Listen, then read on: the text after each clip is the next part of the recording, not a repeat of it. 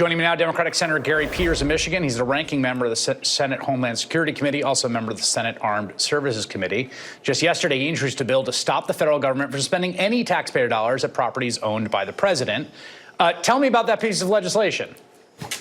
Well, Chris, it's the Hotel Act, which really would bar federal money from going to hotels that are owned by high-ranking government officials, including the president, the vice president, or cabinet secretaries. Certainly, my job as the ranking member of Homeland Security and Government Affairs, we're the top oversight committee for the United States Senate.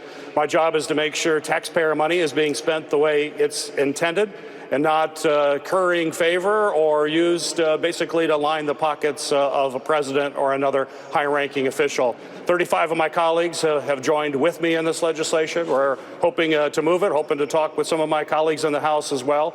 But clearly, the conflicts of interest, the misuse of taxpayer money, all of those issues are very serious issues and ones that we need to deal with.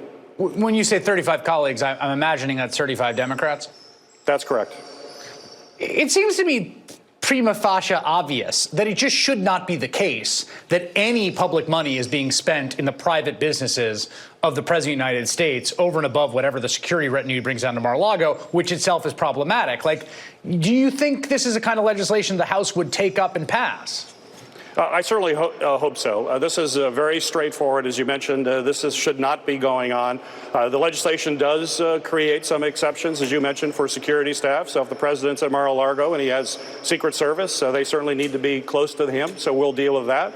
But you certainly don't need to have what we are apparently seeing in Scotland, where you have Air Force crews staying at the hotel, not likely the lowest cost hotel in the area, and staying there for multiple days. That's why I've requested the IG from the Department of Defense to do a detailed study of what exactly is happening so we can get a better handle of this. We need to get the facts. Have you gotten a response from the DOD IG on that? I haven't talked to him directly. I did talk to the Air Force IG, who has also started an investigation. I had a long talk with him last week. He seems to have a pretty comprehensive study in the works, but I'm going to be working closely with him, and hopefully we'll have those results fairly quickly. You're on the Senate Oversight Committee, or you're on Senate Armed Services. Did you know this was happening? Do people on Capitol Hill know that it just was the case that the Air Force was, when they were stopping at Prestwick, which we should note predates this president? There was a deal that was signed to use that airport. They were sending Air Force crews to the president's own hotel property?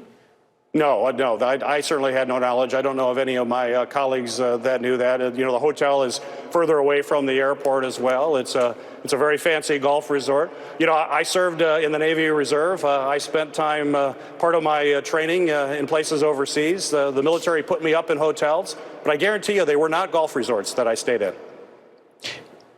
Do you think that we should have some comprehensive accounting of it all at some point? I mean, I suppose the president's tax returns, but it just seems to me not a crazy ask as a matter of congressional oversight, transparency, and democracy, just to have an actual sum total of how much this is happening. Which foreign governments are spending money in the president's hotels, and how many public federal employees are.